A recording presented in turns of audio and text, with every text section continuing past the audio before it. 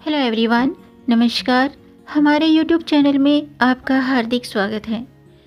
दोस्तों, आज की वीडियो में हम जानेंगे साल 2025 में यशोदा जयंती कब है, यशोदा जयंती क्यों मनाई जाती है, यशोदा जयंती की पूजन का शुभ मुहूर्त, पूजा विधि और व्रत कथा।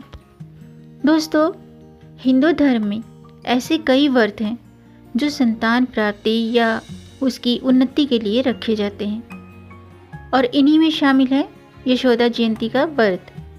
यशोदा जयंती भगवान श्री कृष्ण की माता यशोदा के जन्मदिन के रूप में मनाई जाती है। सभी जानते हैं कि अत्याचारी कंस से बचाने के लिए वासुदेव छोटे से बाल गोपाल को गोकुल में छोड़ आए थे, जहां उनका पालन पोषण माता यशोदा ने किया था। यशोदा जयंती का व्रत महिलाओं के लिए बहुत ही विशेष माना जाता है। ऐसा माना जाता है कि यशोदा जयंती का व्रत रखने से संतान की प्राप्ति होती है।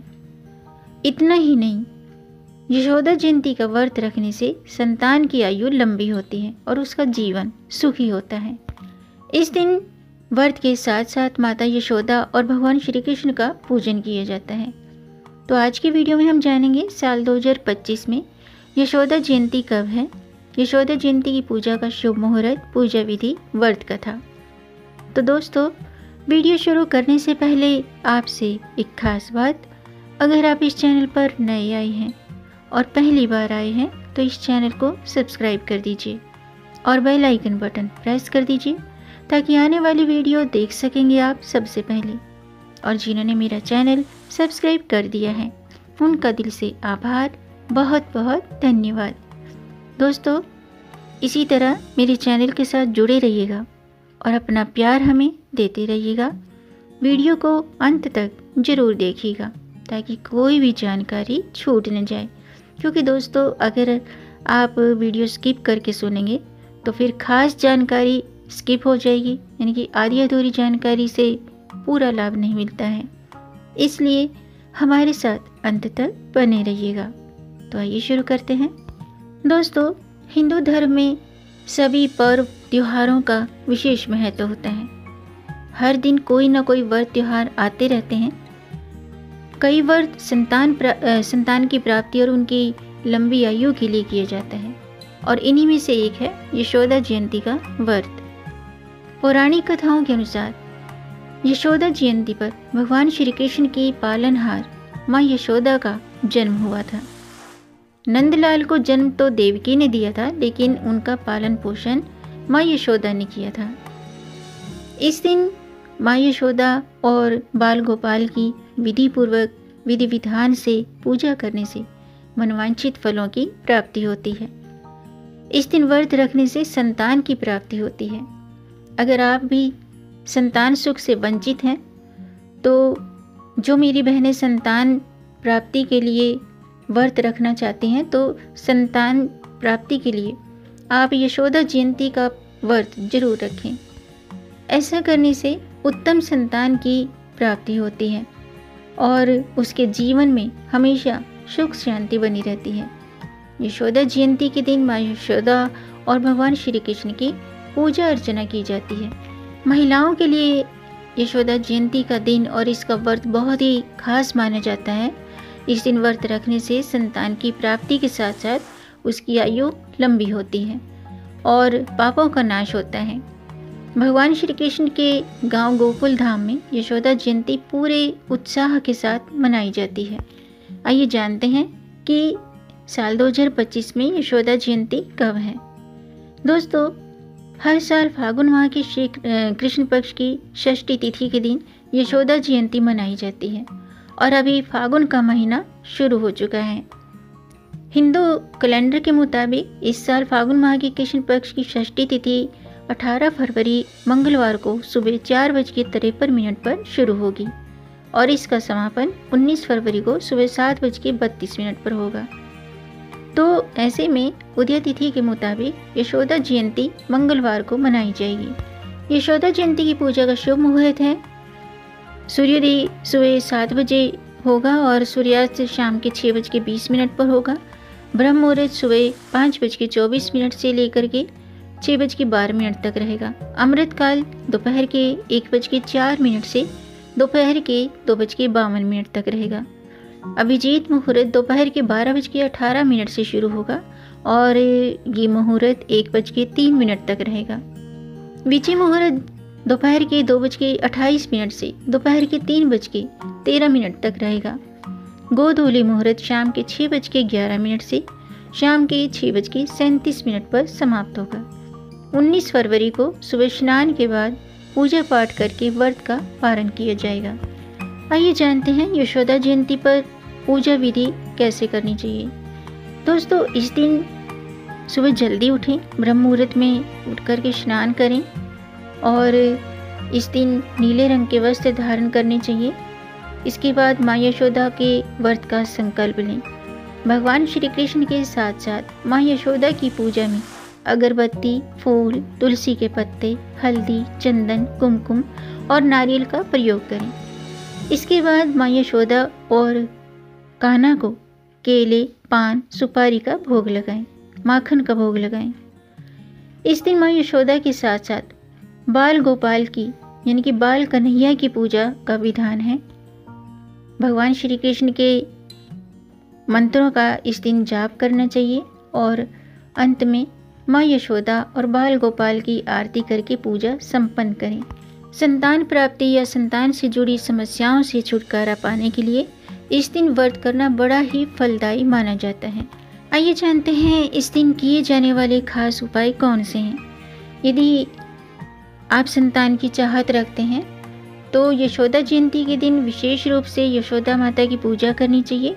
इस दिन पूजा में उनका ध्यान करते हुए संतान सुख की प्राप्ति के लिए प्रार्थना करें।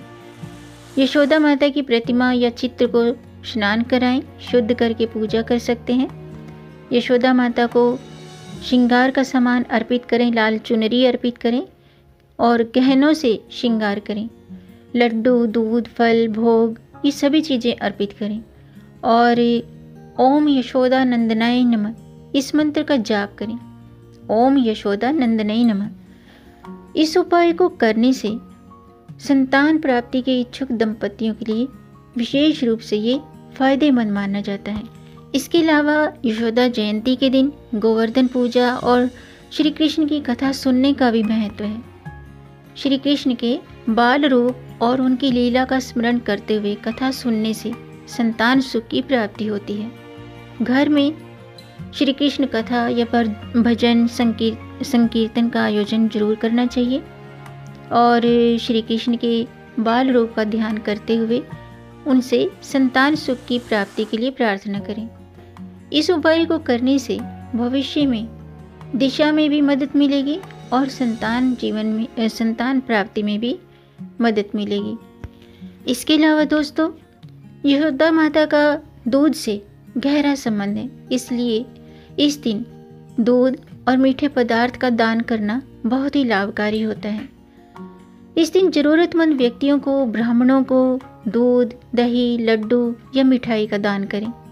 इस दिन दान करने से संतान सुख और जीवन के अच्छे भविष्य के लिए मार्ग प्रशस्त होता है।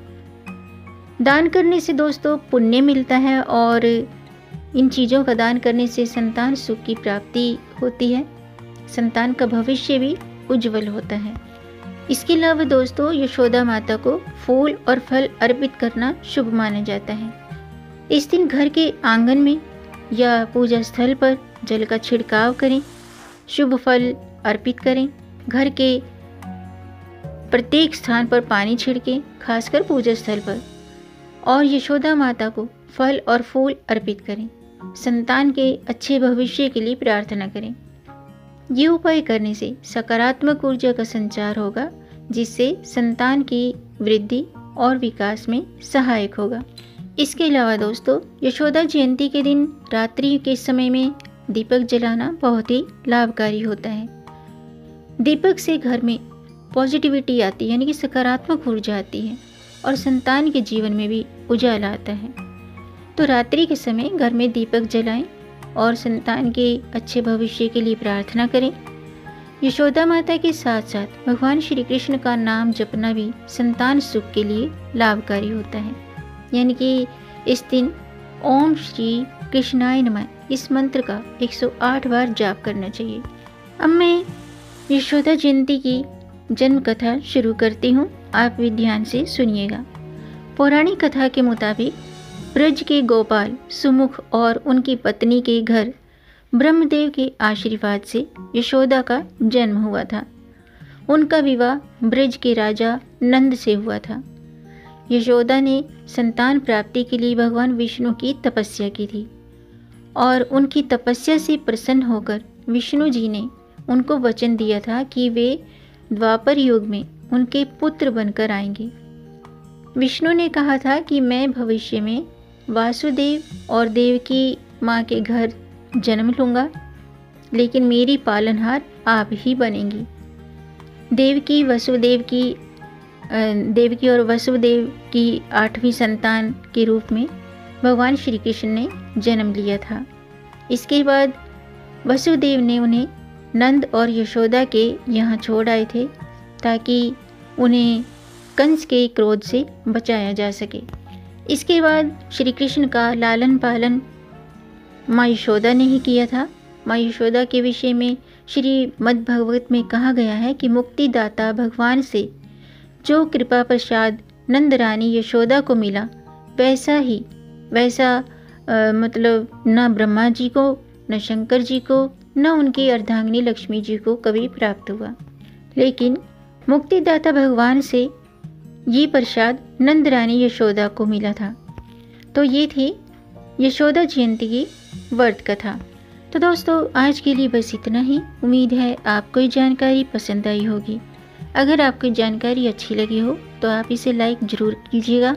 वीडियो लाइक करने में पैसे खर्च नहीं होते हैं, आपके लाइक से हमारा मोटिवेशन अप होता है।